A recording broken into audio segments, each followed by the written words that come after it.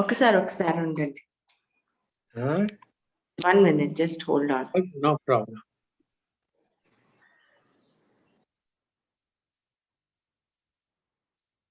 How is your meet going on? Oh, it's going on very well. ఎంతమంది వచ్చారు? 22 of us are there. Yeah, నువ్వు బొమ్మలు పంపించావు చూశాను. 22 of your classmates are good. You can start now, Nana. Wait 1 second, Nana. I'll mute everyone. I think yesterday there was some problem. Can you enlarge the text?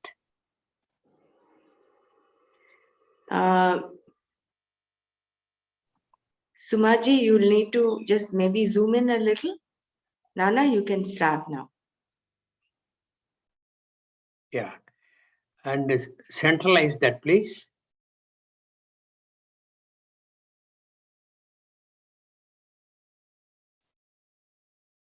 Now, part of the text is covered on the right side.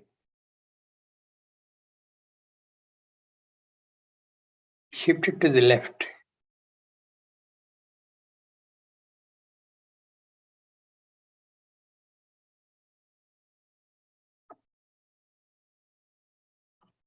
Okay, I can start.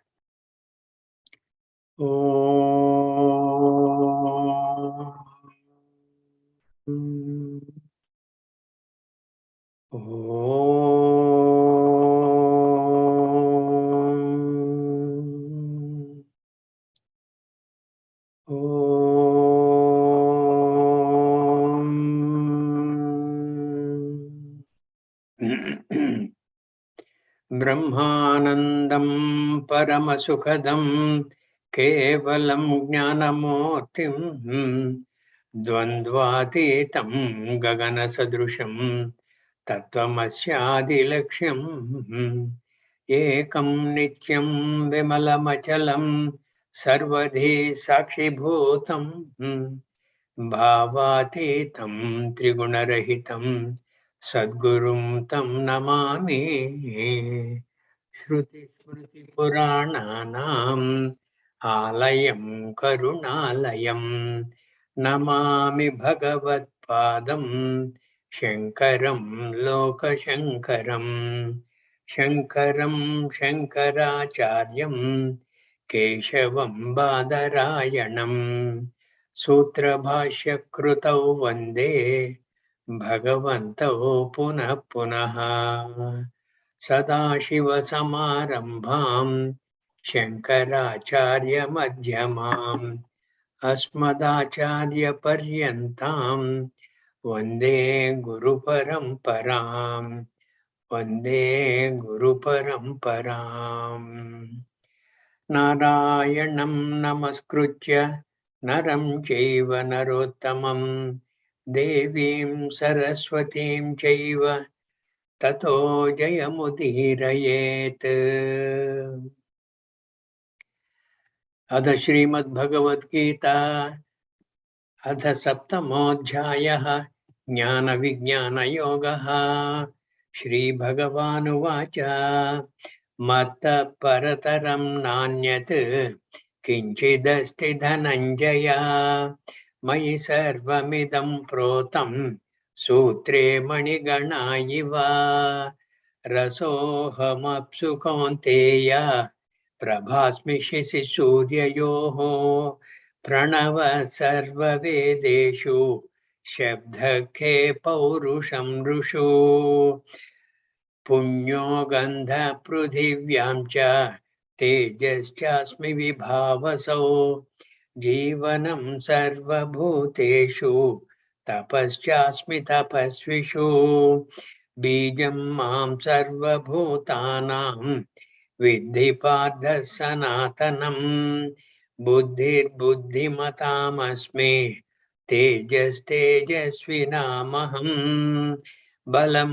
बलवतां चाहं कामरागविवर्जितं धर्माविरुद्धो भूतेषु कामोऽस्मि भरतर्षभ ये चैव सात्विका भावाः राजसास्तामसाश्च ये Mattaye veti tan vidhi natvaham teshu te maye tribhir gunamaye bhavaihi ebhi sarvamidam jagat mohitam nabhijanati mamebhya paramavyayam Daivi hesha gunamayi mama maya duracchaya mame vaye prapadyante maya me tam tarantite.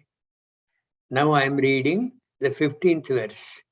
Namam dushkrutino mudhaha prapadyante naradhamaha mayaya apahruta jnanaha asuram bhavamashritah chaturvidha bhajante mam jana sukrutino arjuna arto jignasuradhadhi jnani cha bharatarshava Echaiva satvika bharatarshava tesham jnani nityayuktaha eka bhaktir visishyate priyo hi jnaninotyardham aham sacha mama priyaha udara sarva evaite jnani tvaiva me matam astita sahi yuktatma मामेवानुत्तमां गतिं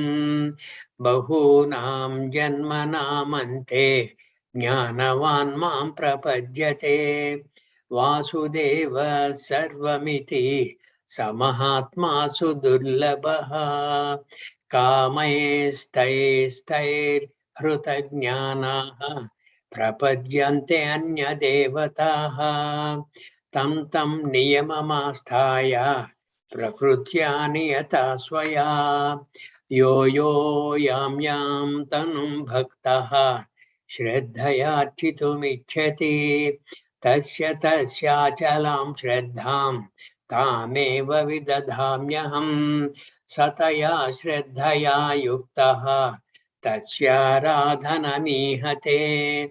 लभते च ततः कामान् मयैव विहितान् हितान् अन्तवत्तु फलं तेषां तद्भवत्यल्पमेधसां देवान् देवयजो यान्ति मद्भक्ता यान्ति मामपि अव्यक्तं व्यक्तिमापन्नं मन्यन्ते माम् अबुद्धयः परं भावमजानन्तः मामाव्ययमनुत्तमम् नाहं प्रकाशः सर्वस्य योगमाया समावृतः मूढोऽयं नाभिजानाति लोको मामजमव्ययम्. Now we'll get back to the 12th verse. Yesterday, I think Suma madam, asked a question. Is that you, Suma?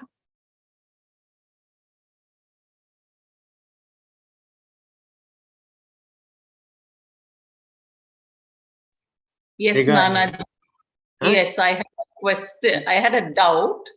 You have about the apara prakriti, para prakriti. Yes. You asked, no? Now, are you clear with the reply, or do you have any doubt? I have this understanding now. The apara prakriti is born out of Maya Upadana, and the para prakriti is Satyam Jnanam Anantam. Yeah. And I got that understanding yesterday. Thank you. And Bhagavan also mentioned that Bhumi Rapo, Analo, Vayuhu, etc. All those things are part and parcel of the Jagat, isn't it? Yes. And Jagat is Mayodbhavam. And Maya is the Apara Prakriti.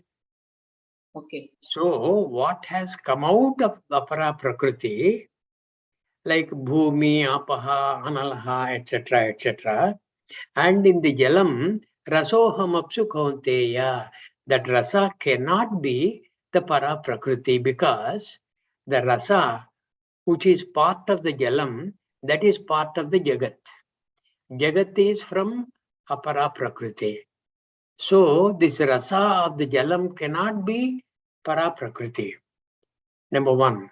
And this Jalam is dependent on what? Maya. Yes. Because it is a product of Maya, it is dependent on Maya. And Maya is dependent on Sat Chit Ananda Swarupaha, Satyam Jnanam Anantam Brahma, and that is independent. That is the Para Prakriti. Okay? Yes, thank you. Now, Okay. when we say Swabhava of Bhagavan, which is the Apara Prakriti, isn't it? Which one of Bhagavan? The Swabhava. Swabhava, yes. This is, see, Apara Prakriti and Para Prakriti both pertain to Swabhava really. Okay. Both pertain to Swabhava, but the Swarupa of Bhagavan is almost in conformity with Para Prakriti. The Swarupa, like I was giving an example regarding the ice cube, etc., isn't it? Yes. Yeah, that's it. And another doubt I've had, I was mentioning the Vivarta Upadana Karanam. That is understood by all of you? How Paramatma has created the Jagat without himself undergoing any change. Swaswarupa aparityagena rupantara apattihi. Rupantara apattihi. Like even we discussed, the rope becoming as though the snake for you. A rope has not transformed itself into the shape of the snake for you to visualize that as a snake. But you have visualized. The reasons are different. The reasons are because of ajnana of the real nature of the object that you are seeing. And because of that, there was vikshepa, avarana, all these things happened. That ajnana janita avarana, because of the covering of ajnana, you have not really understood the real nature of the rope. And in its place, you had substituted, superimposed what? The snake, the form of the snake, almost like that of the rope, which you are seeing, but you have mistaken that to be. And the rope has not undergone any change for you to have the darshan of the snake. But the fact remains that you have seen the snake. How did it happen? That is how Shastra explains this as Vivarta Upadana Karanam. For you to have seen the snake, there must be some Upadana Karanam. Upadana is material cause. From out of what material has the snake come, which you have witnessed? That Vivarta Upadana Karanam says, this rope, that is the Rajju, which not giving up its real nature, Swaswarupa Aparityagena Rupantara Apattihi, as though it has undergone a transformation into being another form. That's it. Same thing applies to Bhagavan and the Jagat. Bhagavan Swaswarupa Aparityagena Rupantara Apattihi. Without himself undergoing any change, he has as though become the Jagat. This as though is important because on the dot of your having acquired Swaswarupa Jnana, your Atma Jnana, this Jagat vanishes. When the Jagat vanishes, it should be treated as though Jagat. It is not a Jagat which is there for all times to come.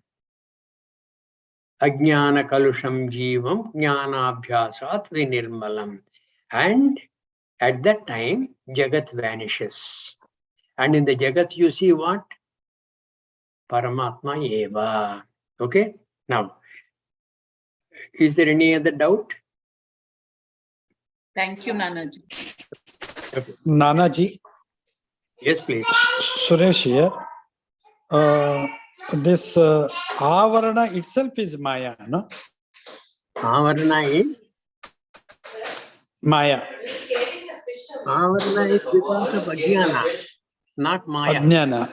Ajnana. Oh, Your own Ajnana. Ajnana. Ajnana. But Ignorance. that ignorance comes through Maya. Ignorance has come. When it has come, we don't know. You have come through Maya. Oh. Sir, you have come through Maya. Hmm. And in that you, there is a mind. And indeed, you are essentially the mind.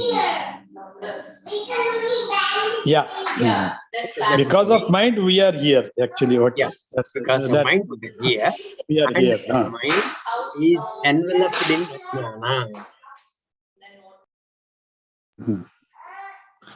Okay. But then what is Maya? Because of Ajnana. What is Maya? Maya It's the is same that, like ignorance. Maya is that which is not. Maya is that which, as though there is a lot of background noise. Can somebody mute their microphones, please? There is a lot of noise, background noise. Now it's better. Maya is said to be that which is not is Maya. And Maya is said to be the power of Ishvara, power of Bhagavan. And Bhagavan is with or without power. The power of Bhagavan does not overpower the Bhagavan. And using the power, the Maya Shakti, he as though created the Jagat,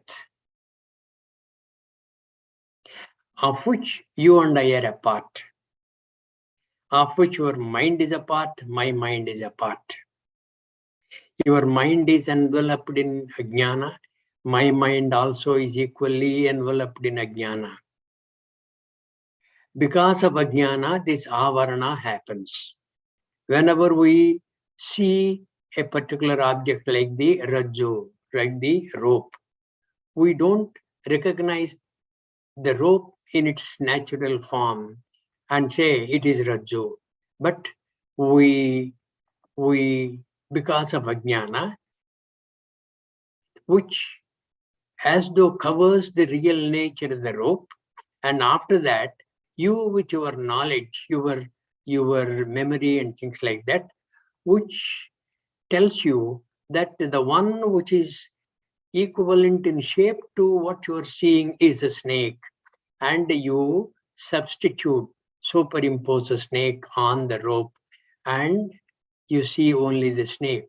The rope vanishes. Rope has neither vanished nor has the snake been created by the rope. Right? So with Jnana, Ajnana vanishes. Means even Yes. Maya vanishes. Yeah, yes. Yes, sir. With Jnana, Ajnana vanishing means with Jnana, you Tattvamasi. With Jnana, what happens to you? Tat Tvamasi. Tat Ishvara. Tvamasi. You become the Ishvara. You can proclaim Aham Brahmasmi.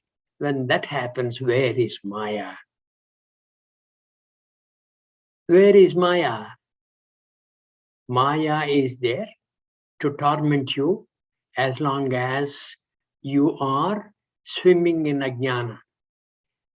When you come out of the shores of the stream of Ajnana, you you gain knowledge, and that knowledge simply knocks off Maya. Okay? Am I understood? Thank you. Thank you. But that again, that Pardon? still remains that Maya is Ajnana, equivalent to Ajnana. That's not that way. You can't have a simplistic view of Maya. Maya is the power of Bhagavan. And that is the Shakti of Bhagavan. Maya is the power of Bhagavan. Right? And you are covered by Ajnana.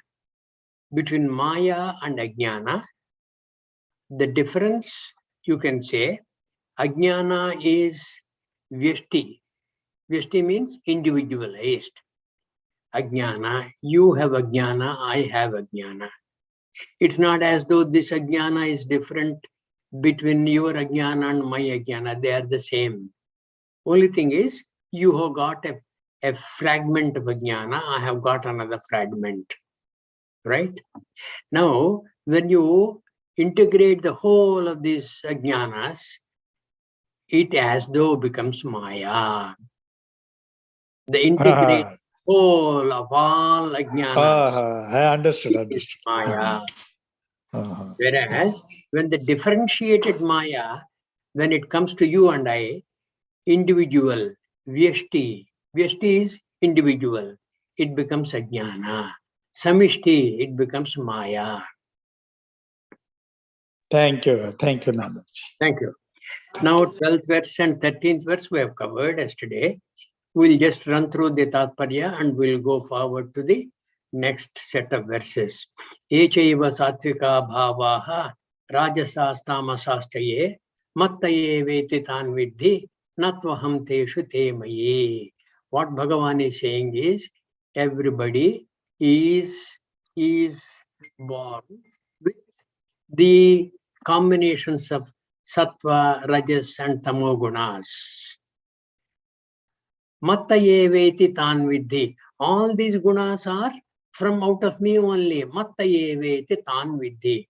Tan means this is rajasa, tamasa, sattvika gunas. Mattaye veti tan vidhi.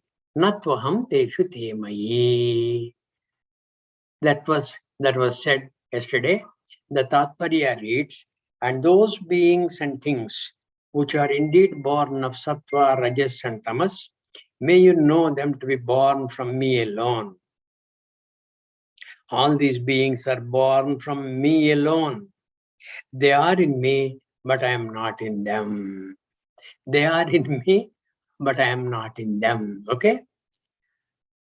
Natvaham teshu te mayi. Then the 13th verse, almost it's a continuation of that. Tribhir gunamaye bhavaihi ebi sarvamidam tatam jagat mohitam nabhijanati mamebhya param avyayam. Mohitam na abhijanati. Mohita means deluded. Na abhijanati, they do not appreciate my real nature. Mohitam na abhijanati mamebhya param avyayam. Mamebhya param avyayam. And this entire world of human beings deluded by these things, which are the modifications of the three qualities, does not know me, who is changeless. Avyayam is mentioned here. Param avyayam, who is changeless, distinct from and beyond these modifications. Param, mamebhya param avyayam. Now, next verse. Daivi hesha gunamayi mama maya durachaya mamevaye prapadyante mayam etam tarantite. The Pratipadartha you see beautifully. He, where did this he come from? Daivihi esha, that he is here.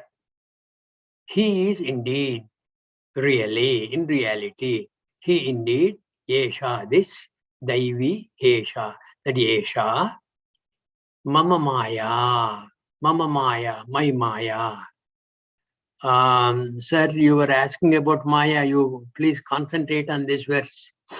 Mama Maya. Thank you. This is what Bhagavan is saying. You can't say Mama Maya.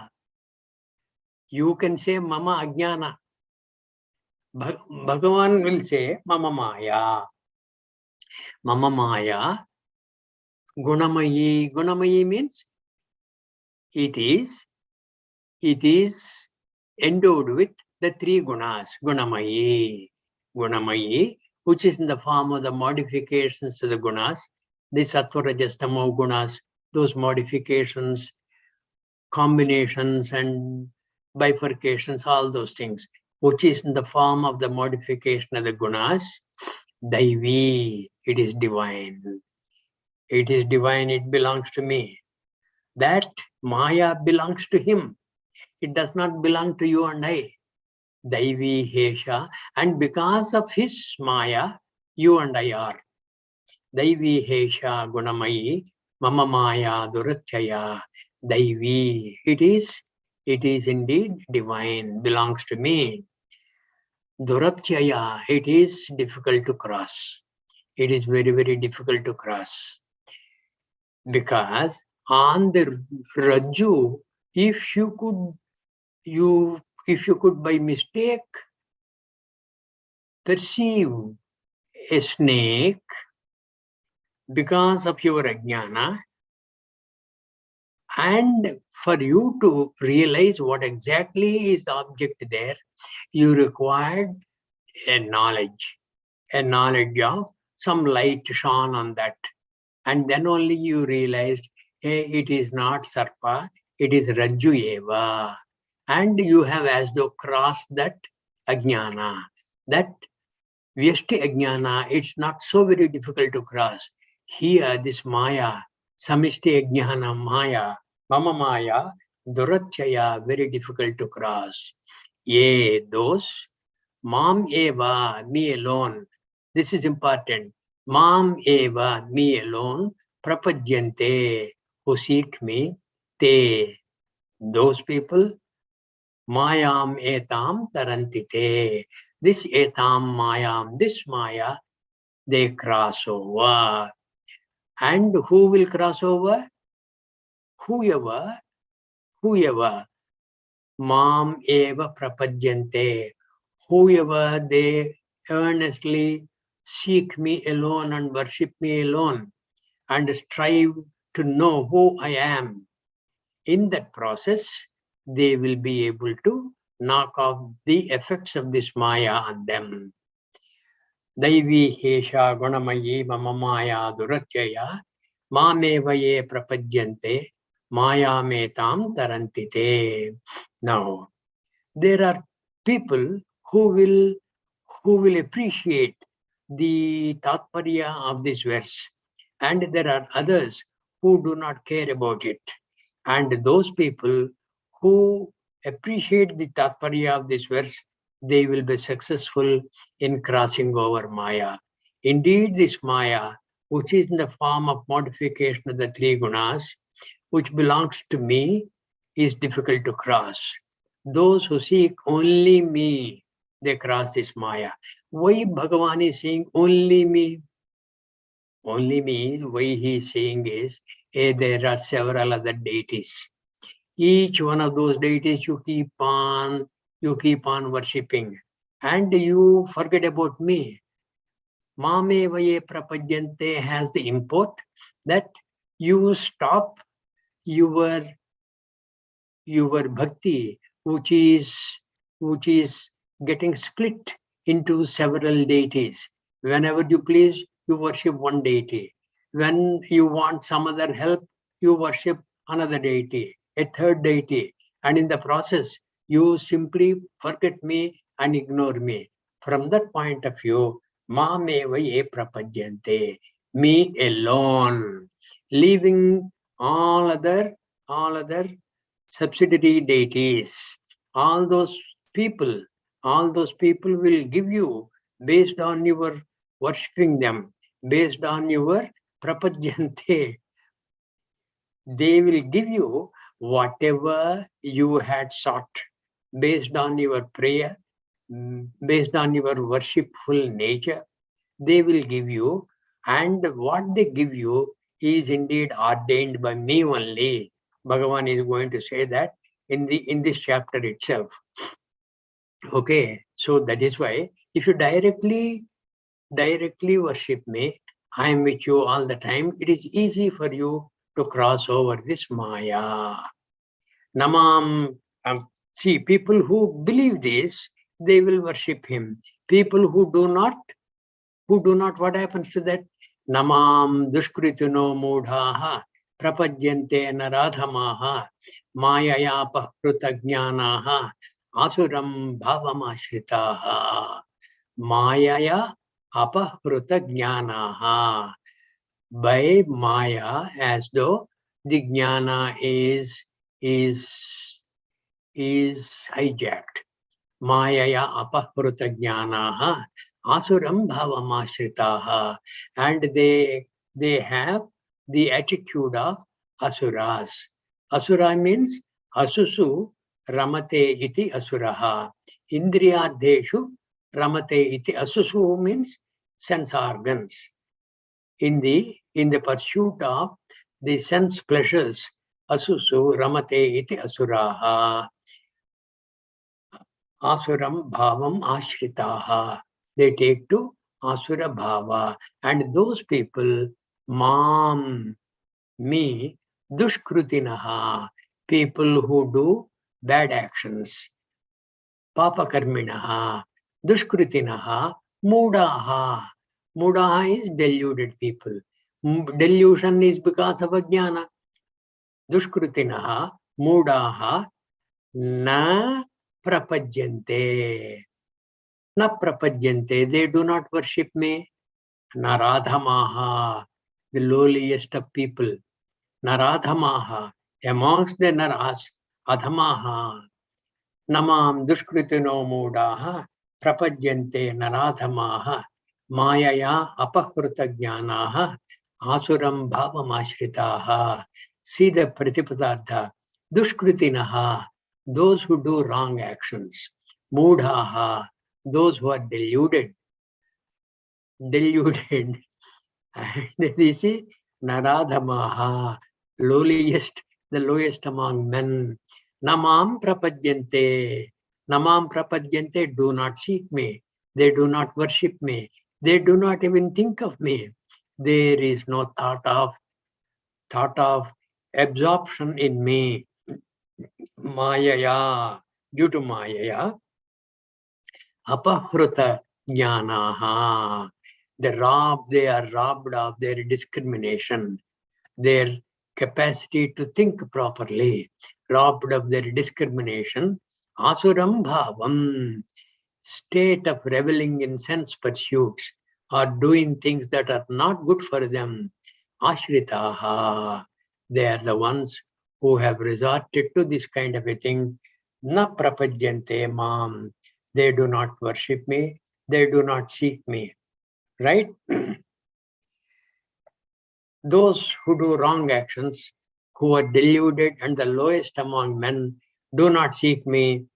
Robbed of their discrimination by Maya, they have resorted to the condition of those who revel in these pursuits. Chaturvidha bhajante mam janaha sukritano arjuna artho jignasuradhardhi jnani cha bharatarshabha. Bhagavan is saying there are 4 types of bhaktas. Chaturvidha bhajante mam. Mam bhajante. They worship me. Mam bhajante means they worship me. Okay?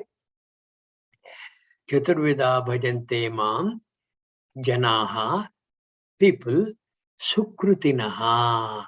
Sukrutinaha, people who are given to doing good actions. Sukrutinaha.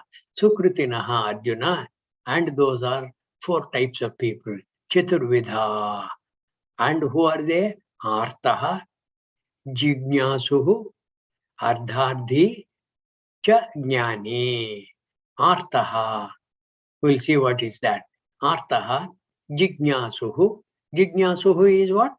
Jnatum Ichuhu. Like you and I, Jnatum Ichuhu. you are keen on knowing who indeed you are, how did you come, what is the purpose of your coming, what is the objective, and how long will this objective last, and afterwards, when your prarabdha exhausts, you will fall, and after fall, what happens to you, where would you go? All these questions, when you raise in your mind and seek the answers through Shastra, through the Guru, then you are said to be a Jignasu. Artaha, we'll see Artaha. Jignasuhu, Ardharthi. Ardharthi is the one who seeks security in the form of wealth, in the form of property, in the form of the parivara, in the form of power, in the form of recognition, etc. Ardhadhi. Then Jnani cha. Jnani also worships Bhagavan. Jnani worships Bhagavan. No, please leave that there. Leave that. Yeah, thank you. Jnani cha Bharatarshabha. Now we have covered Jignasu, Ardharthi, Jnani. Jnani is what? Jnani is one who has realized who indeed he is.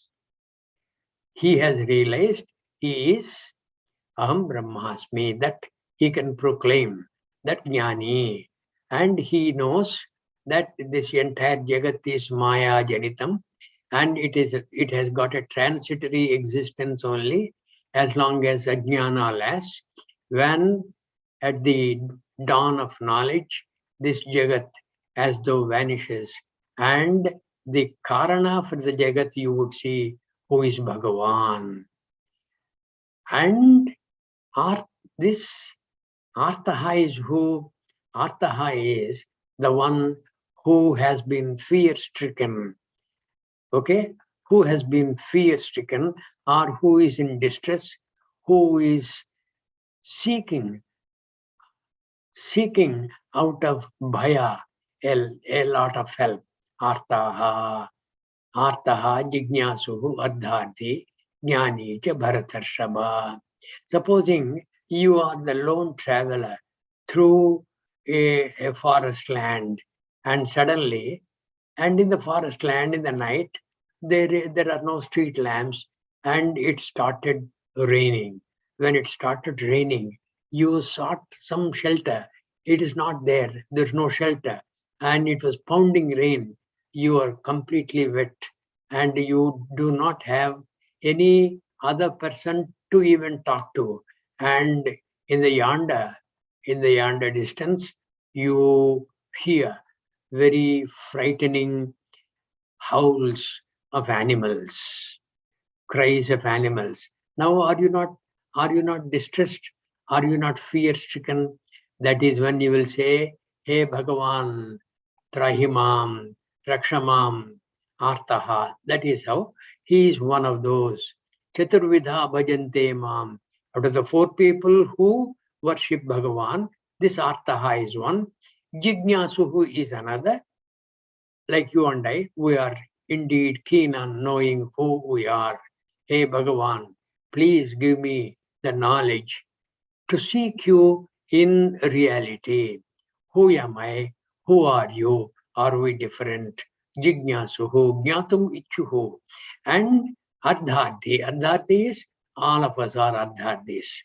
Ardharthi, people who seek security in various forms. You want a job, and after getting the job, you want job security.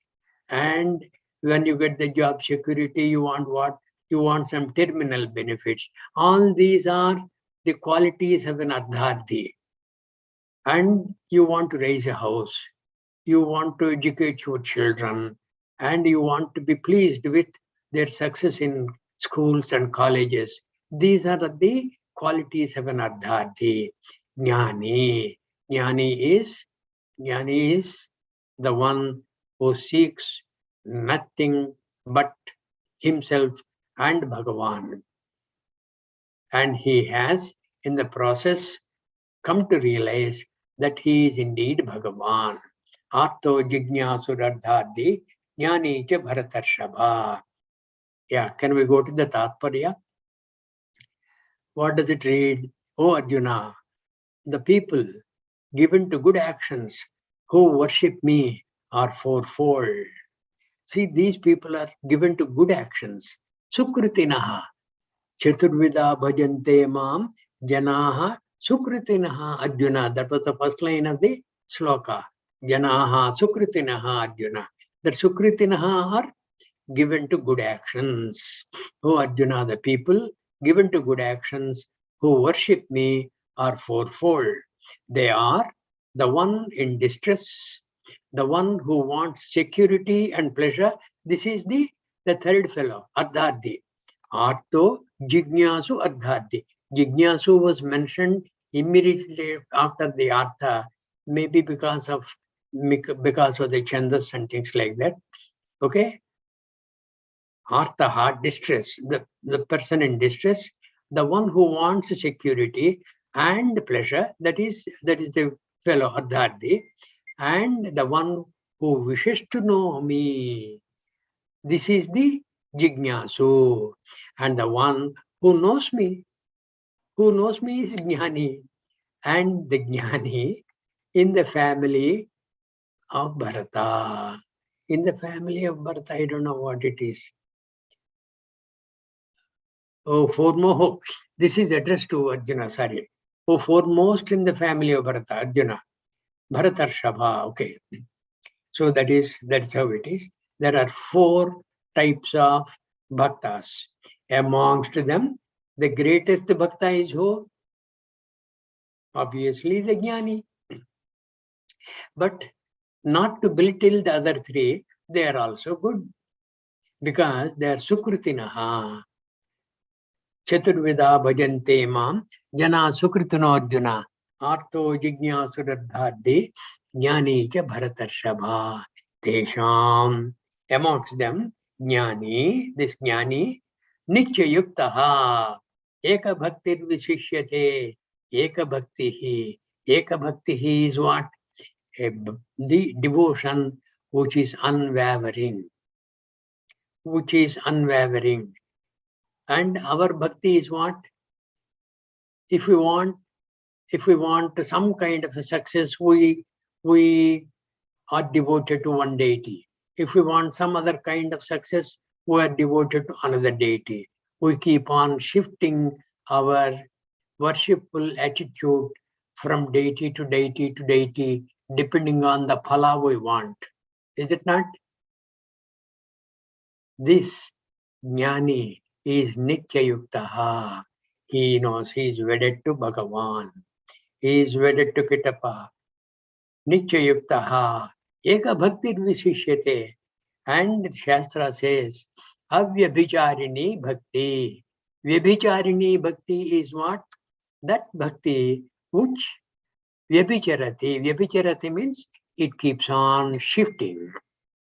Shifting one from one concentration to another. One person to another. Vyabhicharini. Vyabhicharini bhakti. That is what most of us do. Vyabhicharini bhakti. Today I pray to Ganesha because I want success in the exam. Tomorrow, because I bought a lottery ticket, I pray to Goddess Lakshmi. So the deity has changed. Deity has changed. And the day after, I'm going on a very long journey. And because the deity for long journeys is considered to be Ishvara, I pray to Ishvara. So from Ganesh to Lakshmi to Ishvara. And this keeps on going on.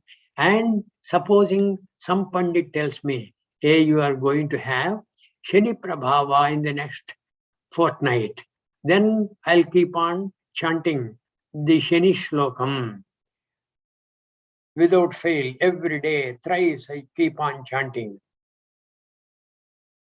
to appease him, to propitiate him, to fall at his feet and request him not to bother me.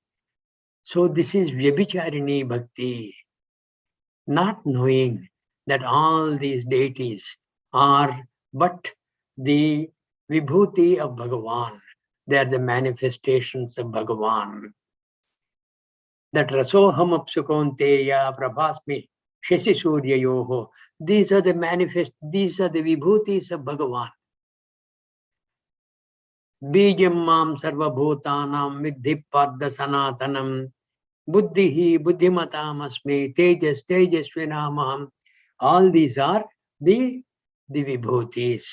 Vibhutis means the great Mahatattva qualities of Bhagavan. He has the power of all these things. Right? It is because of Bhagavan the Jagat is. Jagat is not, Bhagavan is. There is no question of Bhagavan not being there. If Bhagavan is negated, that means what? It is sacrilege. You are negating yourself. If Bhagavan is negated, you are negating yourself.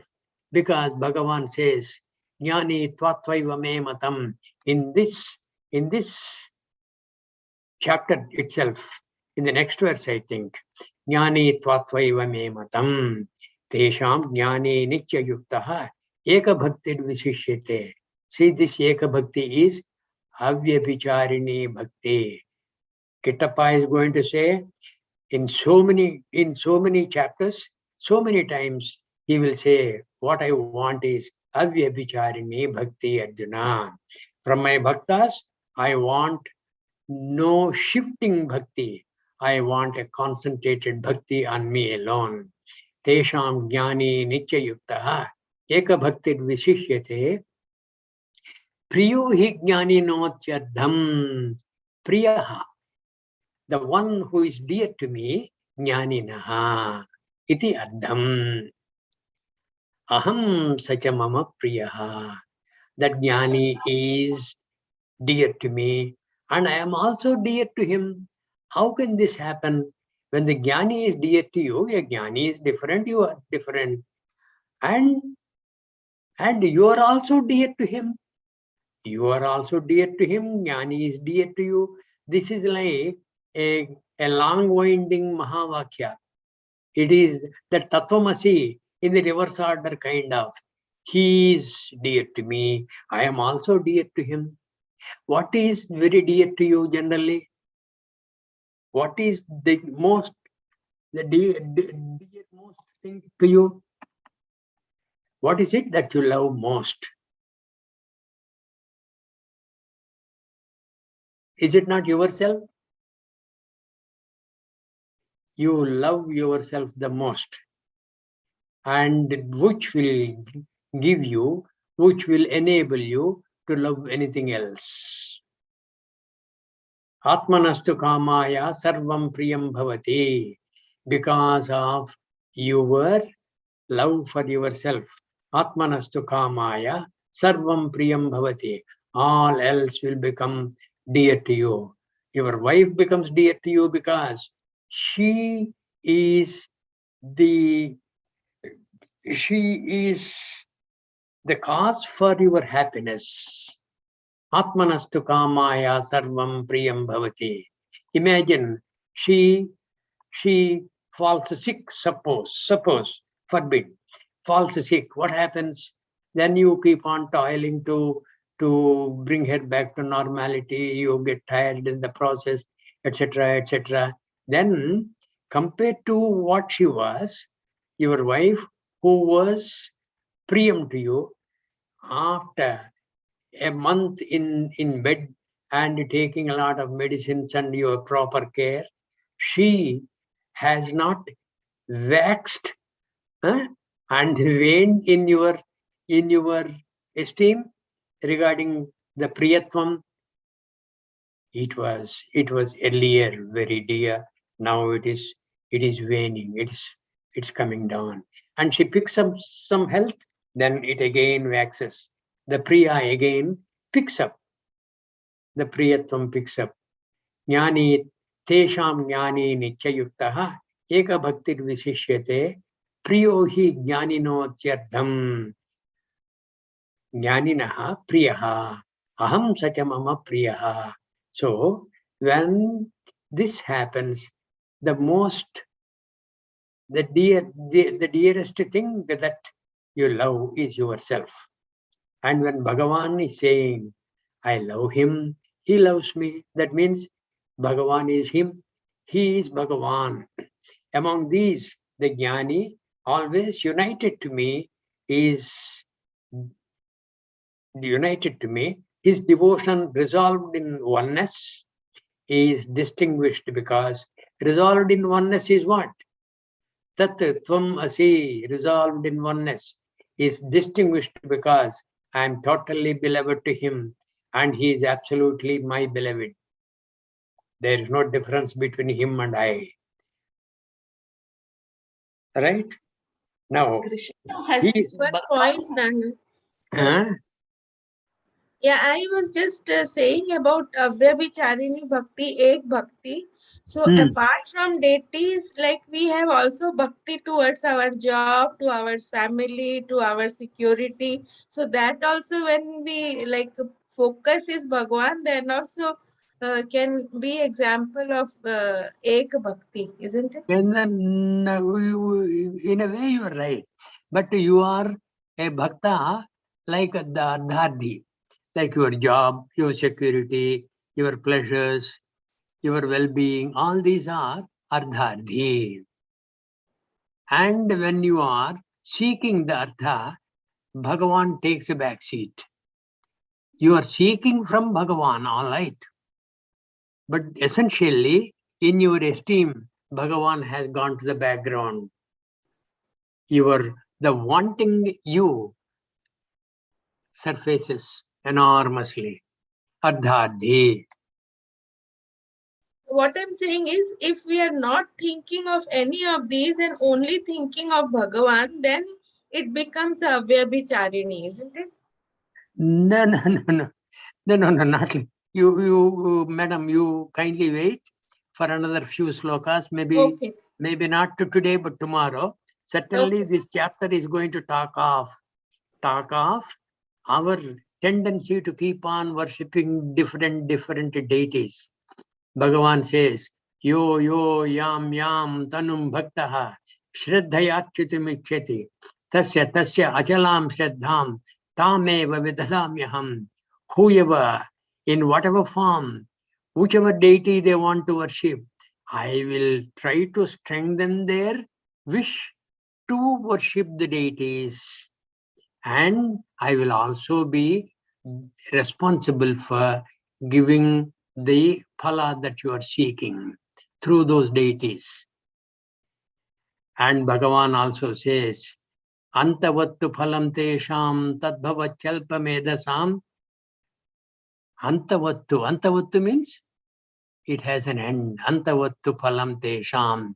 Those people who keep on worshipping different deities for seeking their different ends, and they adopt some means, this chanting the sloka, this doing that puja, and doing the yajna, etc., all these, okay, all these things. Antavattu phalam tesham, those people's phalam is having an end. Antavattu phalam tesham tad bhavati achalpa medasam. People who have very little thinking capacity. Achalpa medhasam. They do not think of me. They think of the various other deities. And they keep on shifting because they are keen on meeting their ends, not keen on knowing me. They are neither jignasu nor a jnani. Okay? Tadbhavachalpa medasam devan devayajo yanti madbhakta yanti mamapi. My bhakta will seek me alone. Others keep on seeking different devas. And when they do seek like that, I will strengthen their wish to seek the devas. And I will also be responsible for giving the phala that they are seeking. But understand, antavattu phalam tesham tadbhavati achalpa medasam. People who are endowed with very little capacity to think properly. All those things Bhagavan is going to say in this chapter. Okay, Nana. Thank you. Okay. Okay. I'm happy all of you are having a lot of doubts, much ahead of the sloka that Bhagavan is going to say. Tesham jnani nityayuktaha eka bhaktir visishyate priyo hi jnanino chaddam aham sacha mama priya. Now, udara sarva evaite jnani tu atma iva me matam. See that. Priyo hi jnanino chaddam aham sacha mama priya was mentioned in the earlier verse. Now he is saying what? Udara sarva evaite. All these people are really good people, very noble, very sukritinaha. All these are chaturvida bhajante mam janaha sukritinodjuna. Sukritinaha. People who generally do good actions. They are dharmaparaha. And they are conducting themselves in accordance with the Shastra Vihita Karma, which is Dharmaparam. Udara Sarva Evaite. Evaite, all these people, Sarva, all those 4 people. But Jnani tu. Tu means whereas. Jnani Tvatvaiva me matam. Jnani tu Atmaiva me matam. My vision is, my opinion is, Jnani is indeed I. Jnani is indeed I, which Bhagavan said in the earlier verse. Priyo hi jnanino chaddam aham sacha mama priyaha. Astita sahiyuktatma mamevanuttamam gatim. All these indeed are exalted, but the one who knows me, the jnani, is myself alone. This is my vision. Me matam. Bhagavan has said this a number of times. Me matam, my opinion, my considered opinion for your hitam. It is my vision. All these are indeed exalted, but the one who knows me is myself alone. This is my vision, because he means the jnani, the one whose mind is absorbed in me, has reached me alone. The end beyond which there is no end. He has reached me alone. The end beyond which there is no end. Mame mohan uttamam gatim uttamam. Yadgatva nanivartante tadhama paramam mama. Bhagavan is going to say elsewhere in some other chapter. Yadgatva, having gone where? Yadgatva nanivartante, there is no coming back. Yadgatva nanivartante tadhama paramam mama. That supreme abode is mine. And the supreme abode is what? Satyam jnanam anantam brahma. That jnani, when he has realized that, he has reached me. This is where the language fails. This reaching is it's not a journey. He has become me. He has become me. Become also is a failing of language. He has realized he is I. He has realized he is I. Simple. He has reached me. Supposing somebody who has asked a question. One gentleman asked me a question today regarding Ajnana and Maya. I do not know his name. I have Ajnana regarding his name. But supposing the moment that gentleman identifies himself by name and I come to know his name, then have I not reached his name? Have I not reached his name? This reaching is like that. You know the name, not reached. Okay, you don't know the name, but I have known the name. When I have known the name, my ajnana of not having known the name is gone. That ajnana is gone. Ajnana is gone because of what? The jnana of your name. And the jnana will simply devour ajnanam. And ajnana will have to take to flight in the presence of jnana, like in the presence of the morning sun, all darkness of the night has to vanish. All these indeed are exalted, but the one who knows me is myself alone. This is my vision, because he, the one whose mind is absorbed in me, has reached me alone, the end beyond which there is no end. He has reached me alone. He has reached me alone. Supposing we slept and we dreamt, and in the dream there was a frightening situation of which we have become the centerpiece, and we were so frightened, we cried and fell down from the cot, and to realize we have woken up to realize that we are indeed I am not the dreamer. I'm thankful I am not having the frightful experience in the dream. I was so frightened. So I have reached myself. On waking up, I have indeed reached myself from the ghastly non-me in the dream state. In the dream state, I don't know I was dreaming. I was somebody else, different, but I was frightened. I have reached myself on waking up. This waking up is jnanena. Okay. Now tomorrow we will cover some more verses. Hari Om, everybody. We'll meet tomorrow again.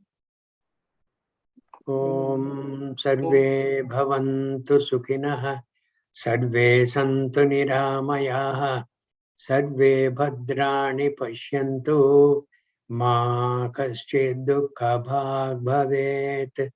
Om Shanti Shanti Shanti. Hari Om. Hari Om. धन्यवाद Hari Om, Hari Om. धन्यवाद. Dhanyavad. Hari Om. Hari Om, Nanaji.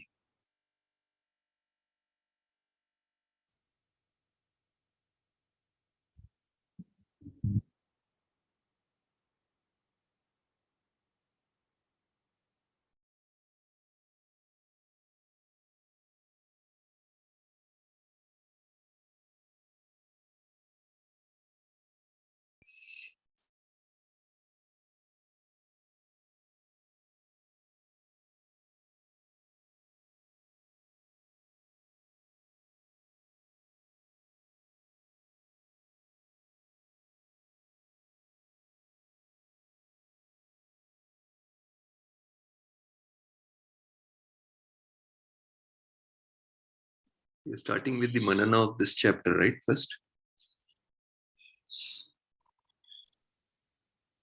Yes, please go ahead.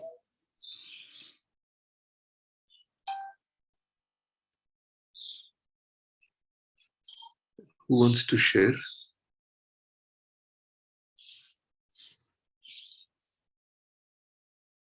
think this is a very beautiful session. A lot of things were so clear. I have no doubts.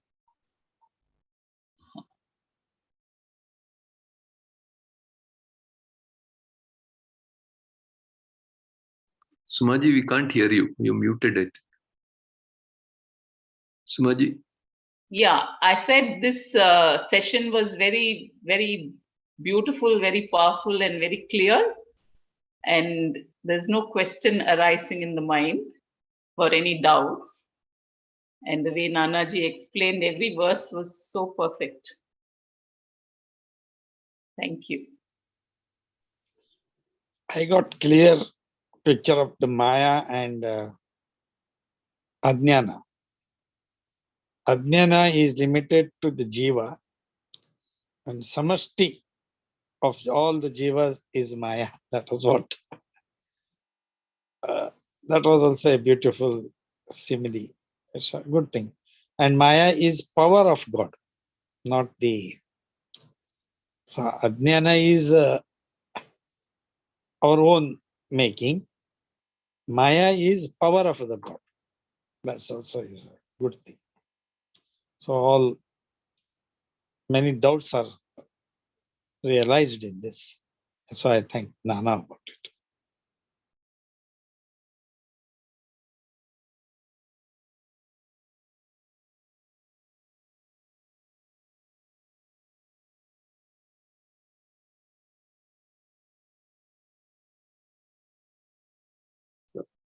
Are we going to chapter 2 now? Nana? Sumaji, what is? Yeah, if no one has anything else to share, then we can move to chapter 2. And it was very, very touching when when Bhagavan said that it is very difficult to cross this ocean of Maya by ourselves. And that is why we need Krishna. They also said about the 4 people that, he Come to him. yeah, only him, like only me, that those who seek only me, they cross this Maya. And they're fourfold, that Artho, who is in distress, Artharsi, who seeks pressure and security, and Jignasu, who wishes to know me, and Jnani in the end. So the Ek Bhakti is what is needed to reach that goal. 4 types. One also said that in our speaking security, we pray to different devatas, and Bhagwan will strengthen our prayer and grant our wishes through those devatas. So that is also so reassuring. Jai Gurudev, I wanted to know how Artharthi and Karma Yogi are different.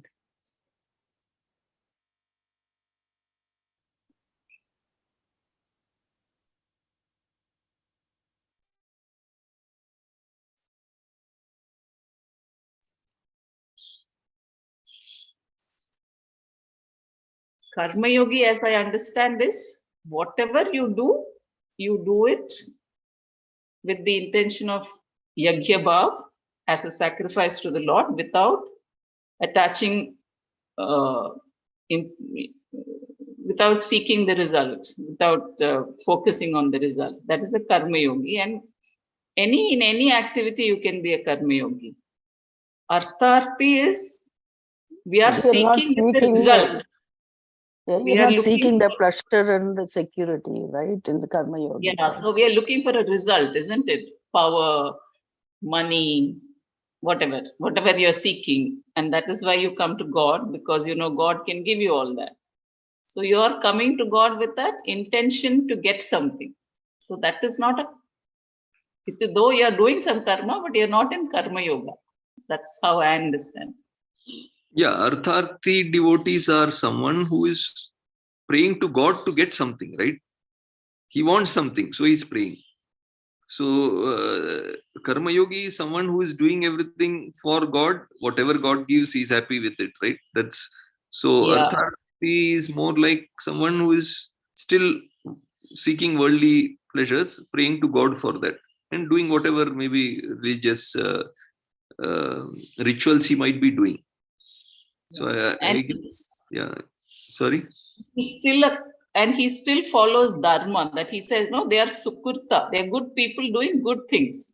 Yeah, they're following all the rituals, but the objective is to get something. Yeah. And get someone something. Sorry, please go ahead. No, I was saying get something in the materialistic world. That's his objective. During the session, someone asked this question to Nanaji, like, doing your job, like we all are doing something, but we are seeking knowledge also. So where are we placed? Are we Artharthi, or we are trying to be Karma Yogi? How are we placed? And somebody asked the question, and that's how this question is coming in my mind, like, I if think we will Artharthi keeping in mind the ultimate goal, then can he be said, like we all have to do our duties, right? Yeah, doing duties, I don't think there's any confusion on that. But in terms of what kind of a devotee we are, probably maybe between Artharthi and Jigyasu, there is a inquisitiveness in us to know the self or know Atma, Paramatma, all that is there. So there is a inquisitiveness to know. But maybe we are still caught up in the world, wanting some things in the world as well. So Jigyasu and Artharthi, between, probably. This is just my humble opinion. I don't know what people think. Yeah, I agree with that. Guess we are probably between those two, Artharthi and Jignasu. Because you want to know more than normal, like person, like, so it's that's where we fall in.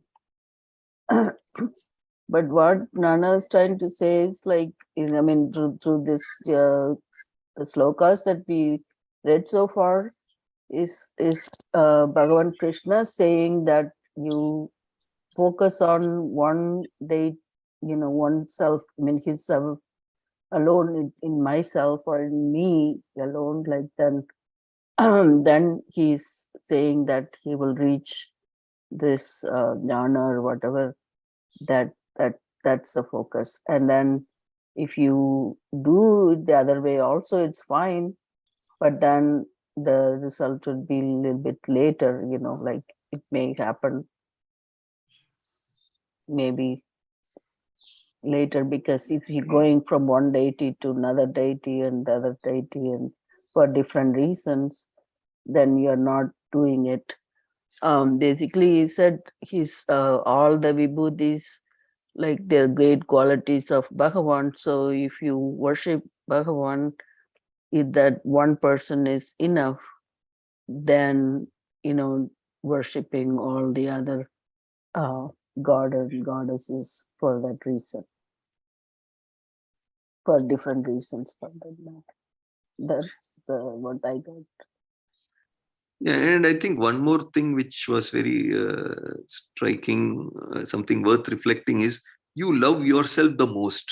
Yeah, exactly. That's the next one I was going to say. You love yourself the most, which will enable to love other things. That's meaning other things also, whatever love, if we love our family, our children, ultimately, if you go down to the deep root of it, it is loving yourself. Mm-hmm. Because you love yourself is why you are loving all these things. Mm-hmm. That's quite a revelation. Yeah.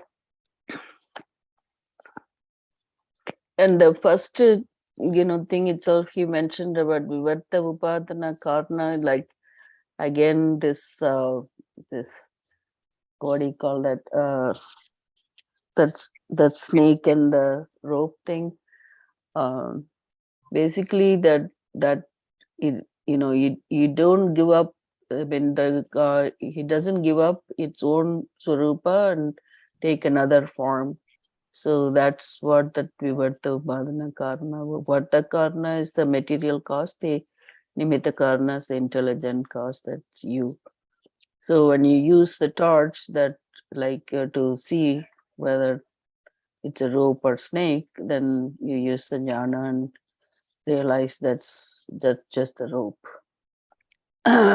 So the delusion is more of jnana, that it removes that.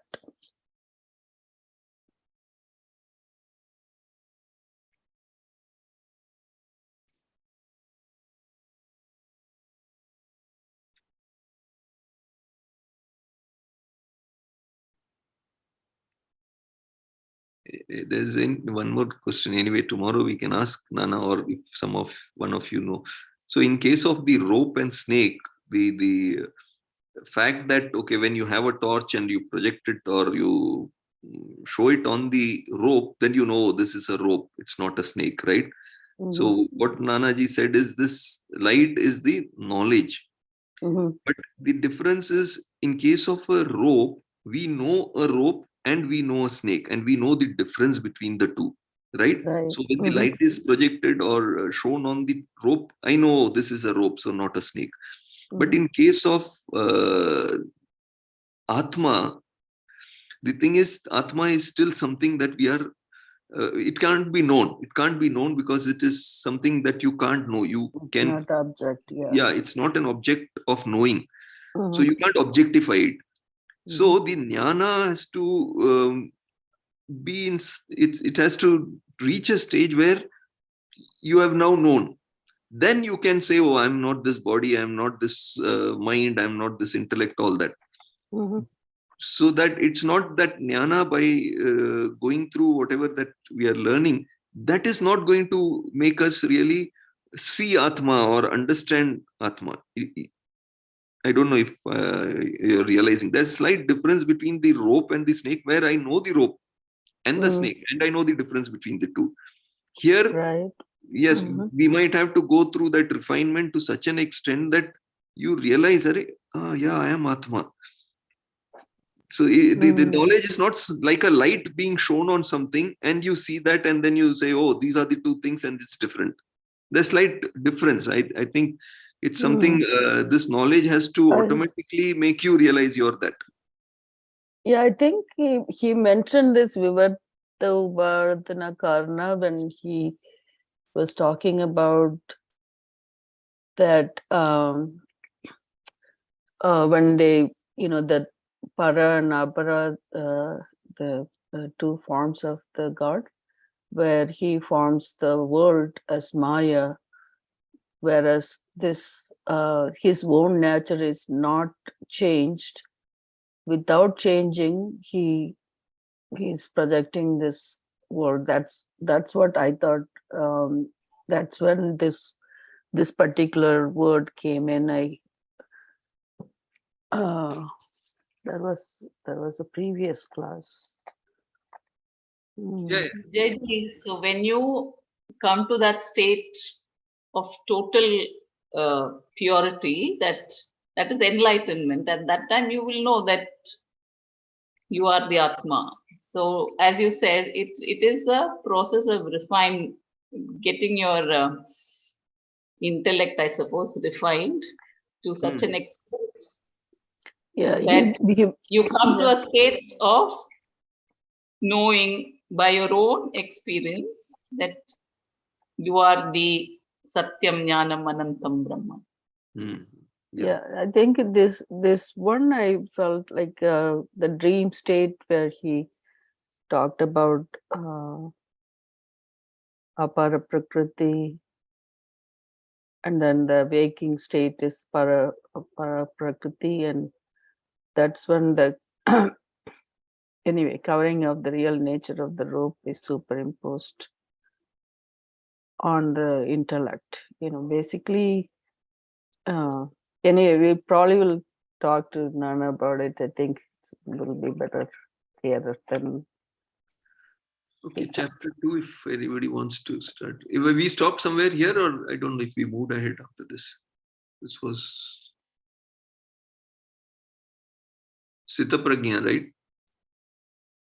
So yesterday I wasn't in the class after I was in the Marana class. So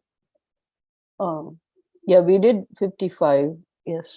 The last paragraph of the answer to Sita Prajna question. That's a 55, right? Yeah, but did we go through this part reading? The definition is also means. I can read it. You want me to read it? I can. Okay. Yeah, Mataji. Okay. The definition is also the means. These characteristics are to be cultivated because they are the means by which the seeker becomes a wise person. Without these sadhanas, a person does not become wise. Thus, in the beginning, there is the sadhana, and then later the sadhana becomes an expression. 1 second.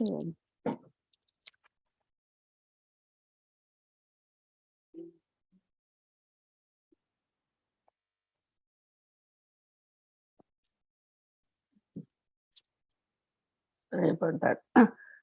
Yeah, I think we read this part already. Sympathy, love. I mean, we read all these things. I think, yeah. Can you be happy if you give up desires? I think this is. Yesterday we were doing a Swabhava and Swarupa and the difference between that. But that was in the chapter 7, right? It was not a. Was it a part of the chapter 2? I don't know. Yeah, you are right. It is 7. Sorry. Okay, I think we left it here in this. So in this way, the wise person gives up all desires, right? And then the next person is, can you be happy if you give up desires? Now the question may arise, if a man gives up all his desires, does that not mean that he will have no happiness? Ananda. We know that a man is happy only when he fulfills a desire. But here he gives up all desires as they arise in his mind, and at the same time continues to live. If all his desires disappear and he disappears with them, there is no problem. But if he gives up all desires and continues to exist in this world, it seems that he has no way of being happy. What recourse does he have except to become high on drugs or a madman who is always laughing at nothing? In order to answer this question, we have to take two things into consideration. First, people are not happy, and secondly, people are always busy fulfilling their desires in order to be happy. They're always hopeful that happiness will come because they do become happy occasionally. Tomorrow will be better, they say. Everything will be wonderful when this is over.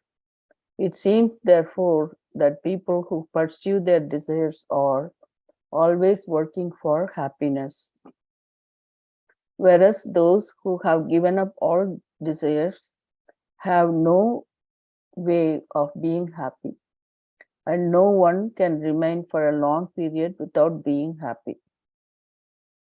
Bhagavan corrected this train of thinking by saying that such a person is happy with himself or herself.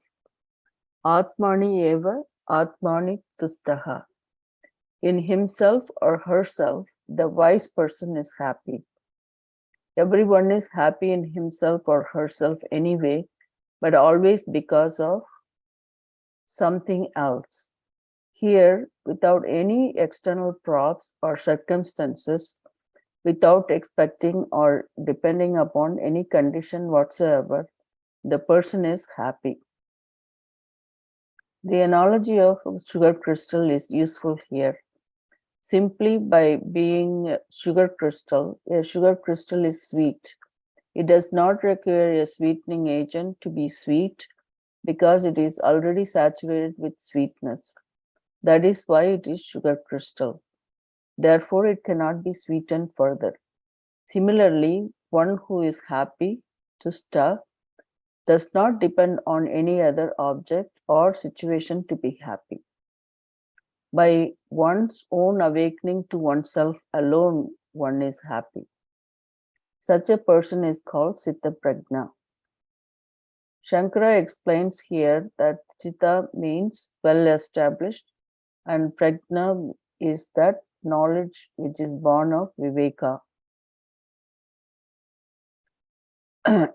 The discriminative inquiry into and analysis of the Atma and Anatma. Therefore, the one for whom this knowledge is well established is called a Citta Prajna or a Vidwan, a wise person. Arjuna wanted to know what a Citta Prajna was, and this was Krishna's definition. It is an excellent and complete definition. A Citta Prajna, Krishna said, is one who, being awake to the fact of the Atma, being happy for no other person, so gives up all desires that arise in his or her mind. Jayasita Prajna, as Krishna said, is one who, being awake to the fact of the Atma, being happy for no other reason, gives up all desires that arise in his or her mind. So shall I? Anybody want to say? Yeah. I wanted to share here. We talked about earlier Arthati also and the Karma Yoga part of it, not being interested in the Karma Phala, but the Arthati being wanting the results of his prayers. I feel that when you are doing God's work, serving humanity, then you don't need to be an Arthati. Everything that you need is just taken care of by the divine. This is my way of looking at it. And then you just keep doing seva, and whatever your needs are will be taken care of by the divine. You don't even need to pray asking for anything for your family, exams, or anything whatsoever. It just happens. This is my thought process. Then that person would be called Karma Yogi, who is Jnanarthi. I don't know. I don't know how to categorize it, but it has been my life's experience that everything that I need is always taken care of. And I hardly have to play any part in it. And I just keep doing Guruji's work. I don't know, like everything is taken care of. I don't even have to ask for anything.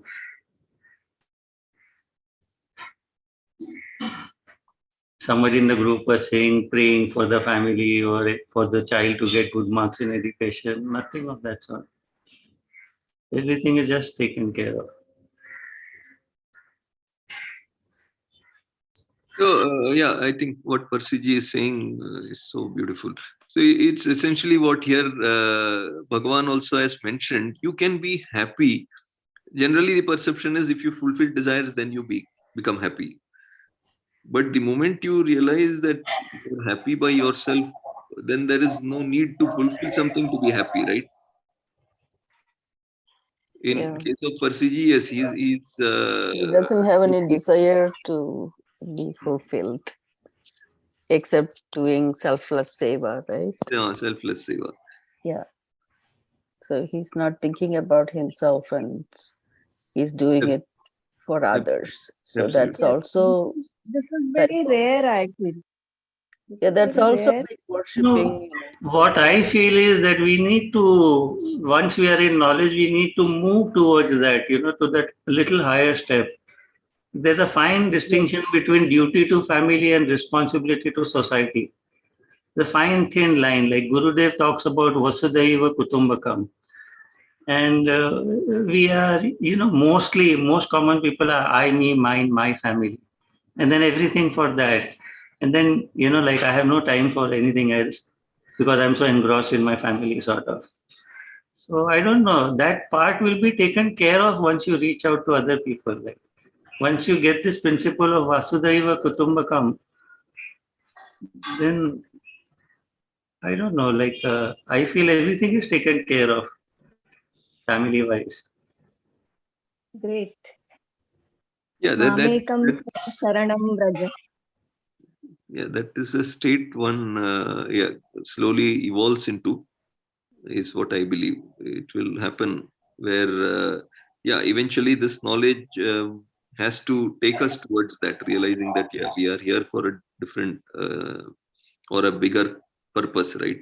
Not just for satisfying our family needs. And I think once that realization happens, then slowly that's next step towards moksha, I guess.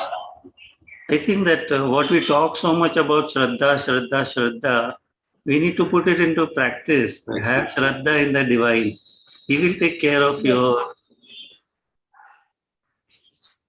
This is that Mamekam Sharanam Raja, you are practicing it totally in it without even blinking or thinking. That is very beautiful.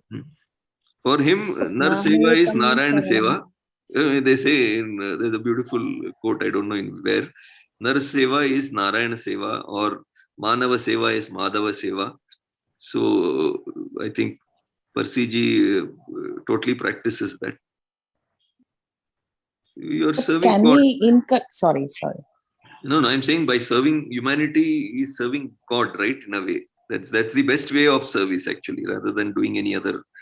Yeah, other things may be important, puja, homa, and all, but more than anything, I think God likes to see someone serving his own creation, his own other human beings in whatever way we can. That's what makes him most happy. Yeah, sorry, somebody was saying something, please. Yeah, I was asking, can we inculcate Shraddha? Because not everyone will be as having faith in someone so much as Parsiji.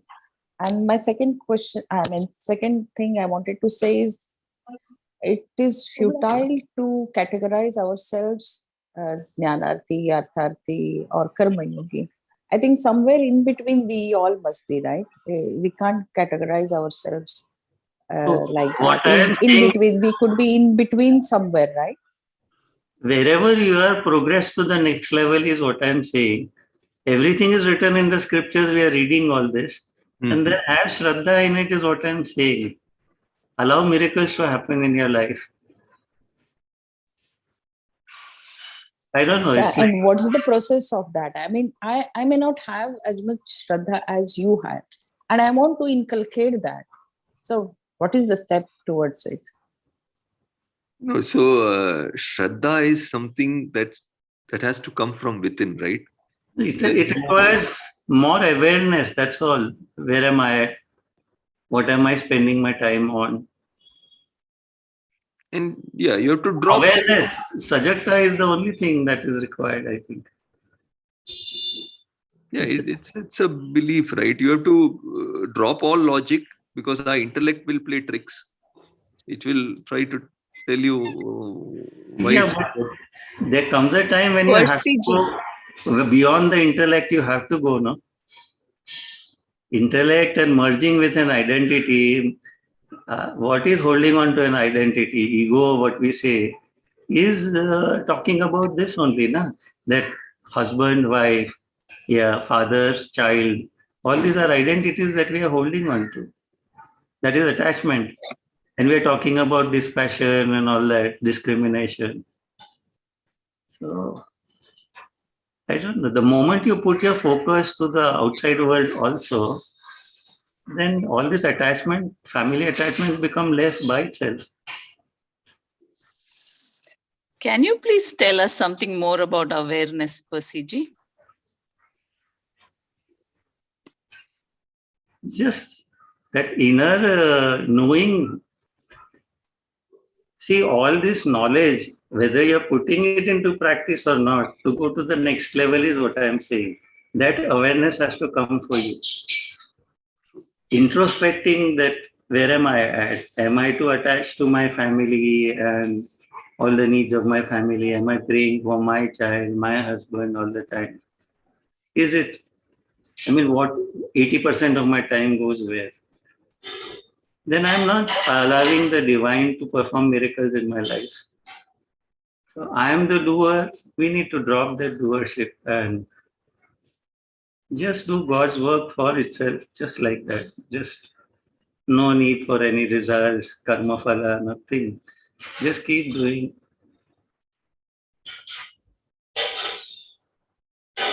And I think just to add to what Parsiji said, if you are very conscious about every action you do, you will do it differently. You will do it very differently. Conscious meaning this knowledge now we are reading, we are attending Manana, Nanaji is talking. When you're consciously living, this knowledge will always be in the background, telling you, oh, is this thing to do, or can this be avoided? Is this being done for myself? Selfish, fulfilling some selfish desire. That happens. It will, when you are very conscious about every action, like Gurudev says, being 100%, the way you do it will be very different. the knowledge is guiding you, but you are not able to listen to it because we are so caught up in the world and the activity that we don't listen to the inner voice which is constantly guiding us or wanting to guide us. Exactly. That is what I'm saying. Putting the knowledge into practical life, putting it into practice in life. That's the key. Otherwise, what is the use of all this knowledge going on to it? And it's only just intellectual gymnastics. It's at the intellect level. I may not know, like many others here who chant slokas in Sanskrit, but the essence of the knowledge is seeped through. Absolutely. Desires just decrease when you are into seva. Then there is hardly anything left. Right? But how do we distinguish between the faith and the blind faith?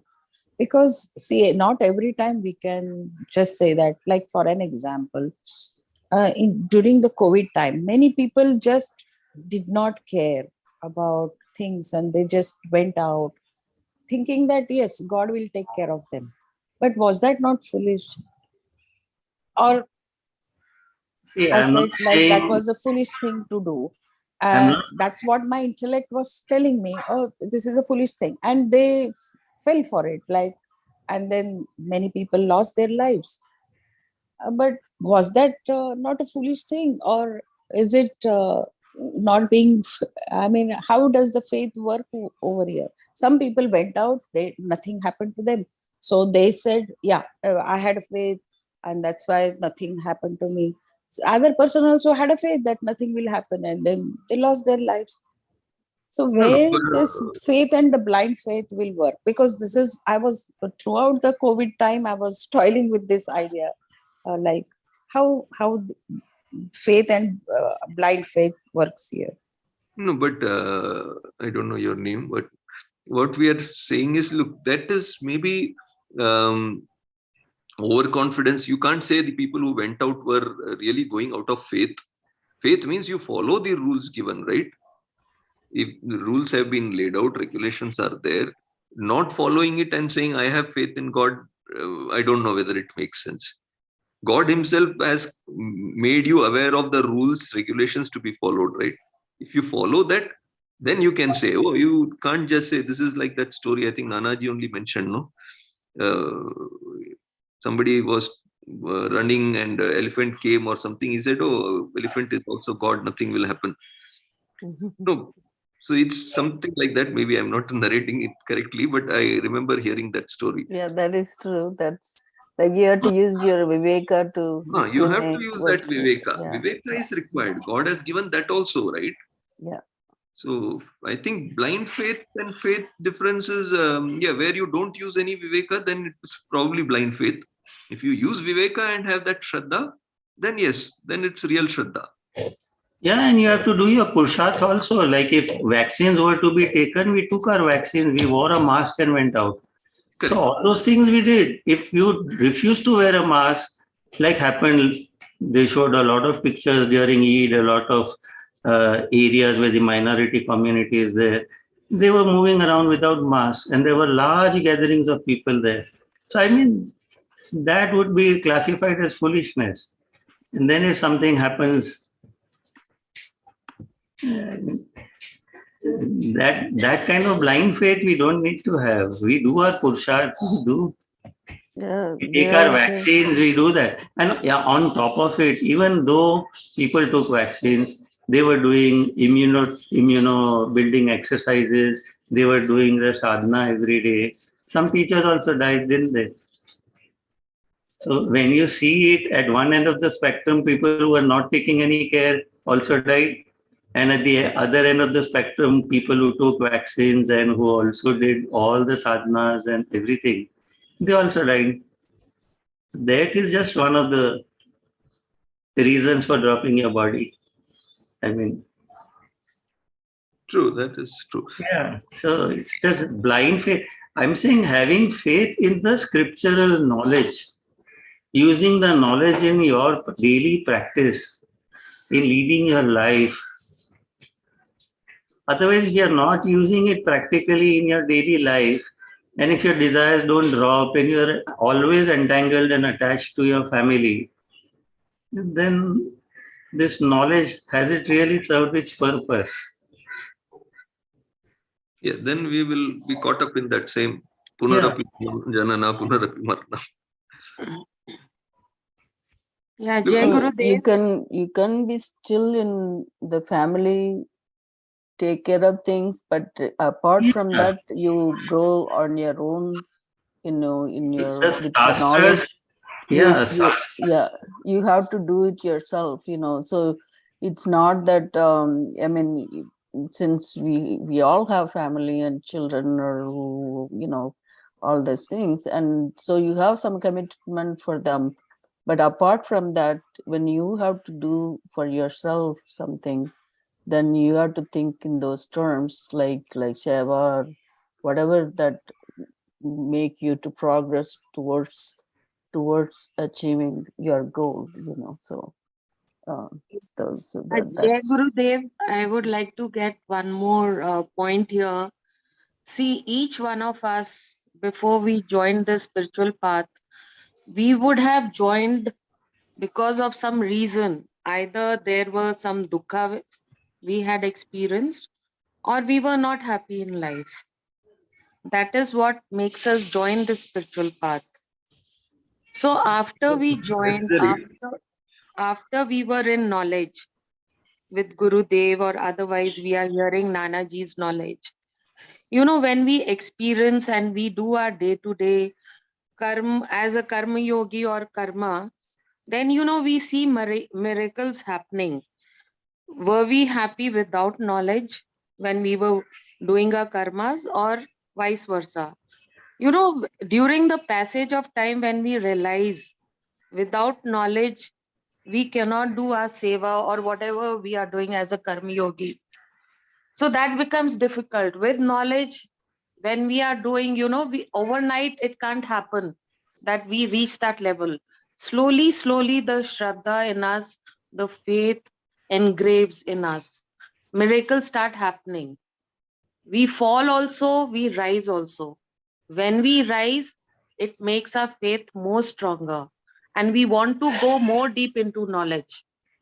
And as ma'am just said, yes, along with this carrying, lifting ourselves up, family commitment also has to be done by being unattached.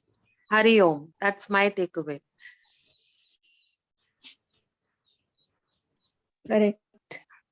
Unless until we understand what is that freedom we are looking for, we have been living in some kind of boundaries at every level. Physical level, mental level, emotional level, everywhere we have put some kind of boundaries, our limitations. I can do this, I cannot do this, and everything. And in that only repetitively we are leaving again and again, coming back and doing the same patterns. That is called the patterns, that vrittis, no? So feeling that I am bound by this and I want to release myself. So understanding these boundaries and putting your efforts to come out of your own these limitations. This is my family. This is I have duty towards this. That's all. And the real progress starts only when we realize these are the so many boundaries are there in my life, and I want to be free from this. Then that Guru Tattva comes in our life through the some course or through so many other means. That Guru Tattva shows that you are so bigger than this all. Just be ready to step out of your boundaries. That the moment you take you are ready, or you take that risk from your side to jump out of that compound or boundary you have been miss there for so many lifetimes, then the real wonders, or the you are allowing that Guru Tattva or that cosmic energy to freely work on you. And then you really feel, what is that I was holding on to for so many years? That is nothing but just stones.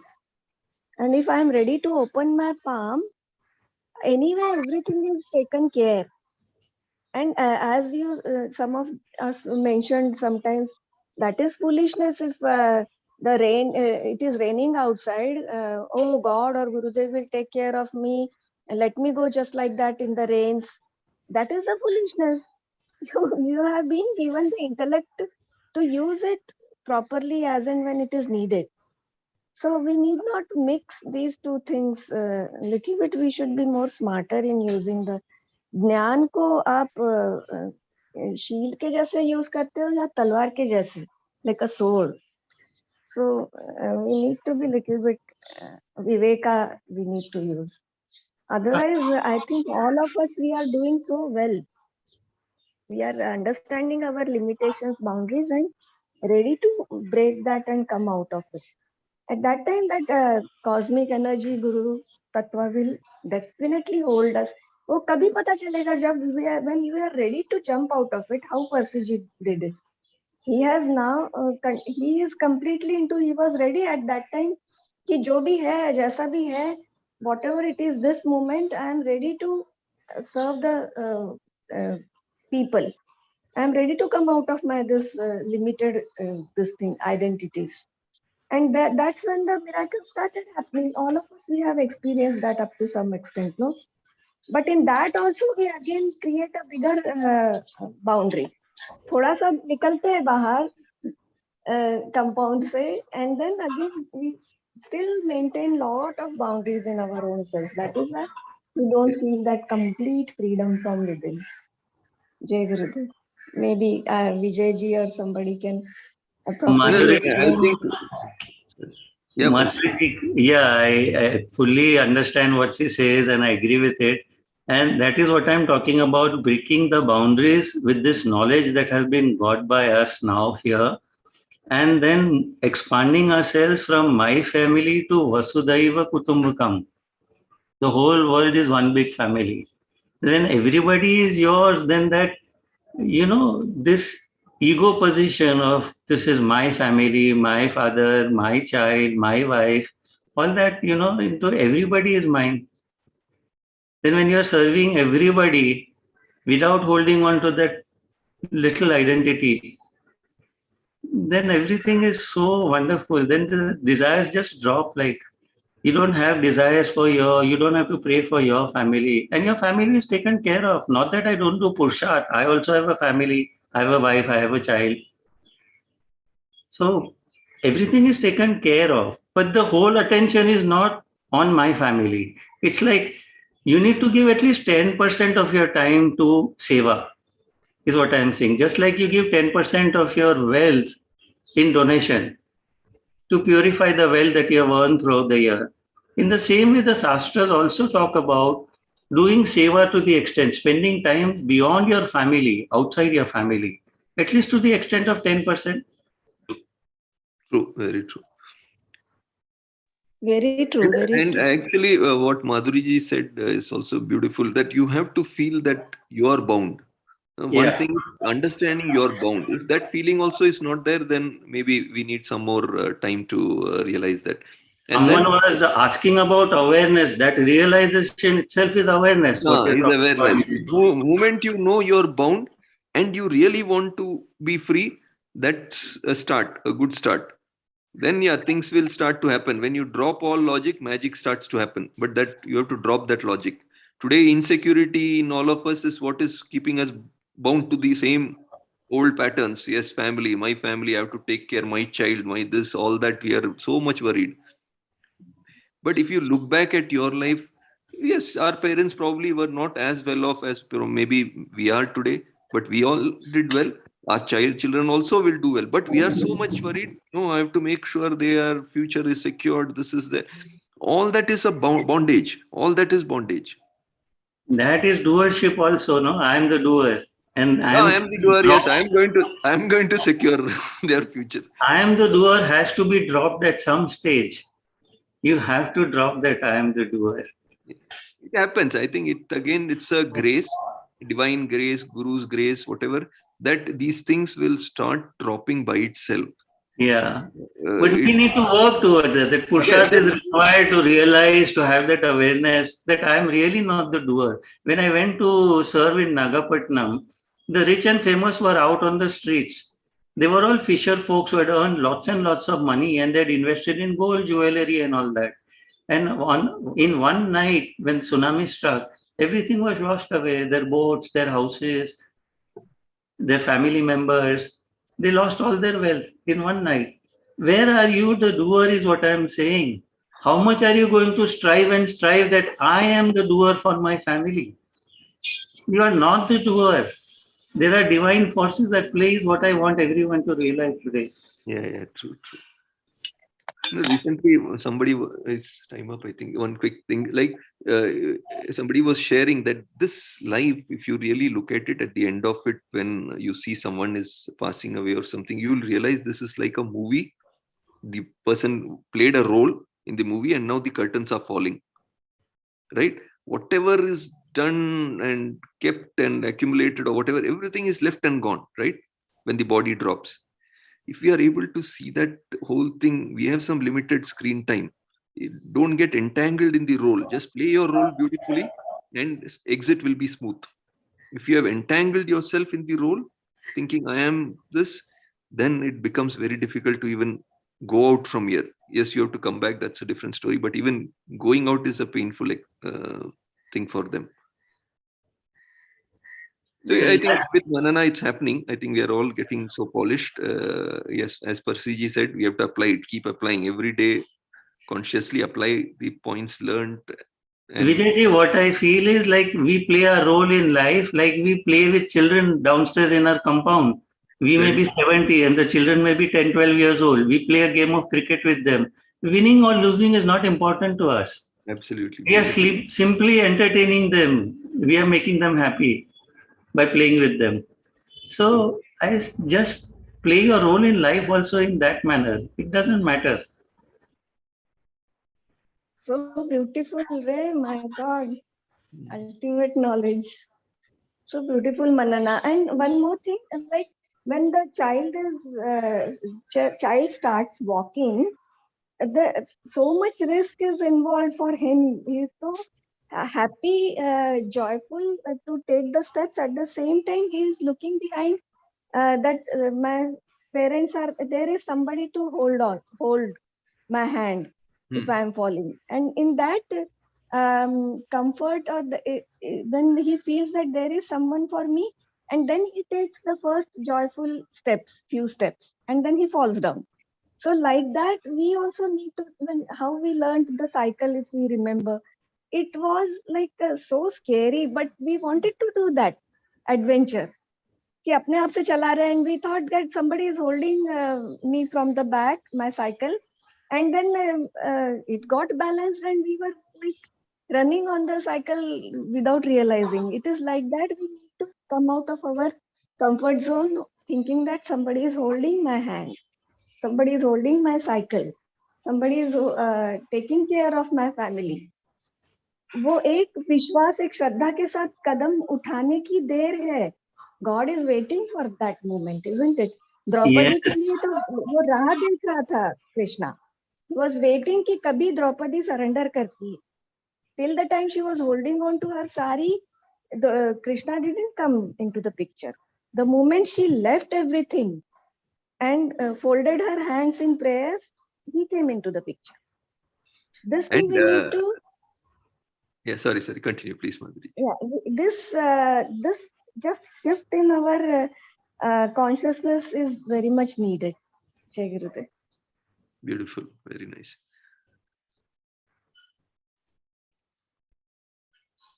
A real devotee who is totally surrendered to the divine, he or she will never feel, this is a story I heard yesterday, will never feel a need to ask anything to God. Then that's real devotion. You will never feel the need to ask anything to God. And so there's a very short story, half a minute. So there's one Shiva and once Shiva and Parvati are taking a round of the world or universe, and there is one devotee very poor devotee, okay, torn clothes, nothing on himself. He's having it's quite cold, so he's having a blanket which is also torn, and he's trying to stitch the blanket. So Parvati says, he's a very good devotee of yours, you should go and give him something. Shiva says, no, he is happy with himself, no need. But Parvati keeps insisting, no, you have to go and help him. So then finally, okay, Shiva says, fine, let's go.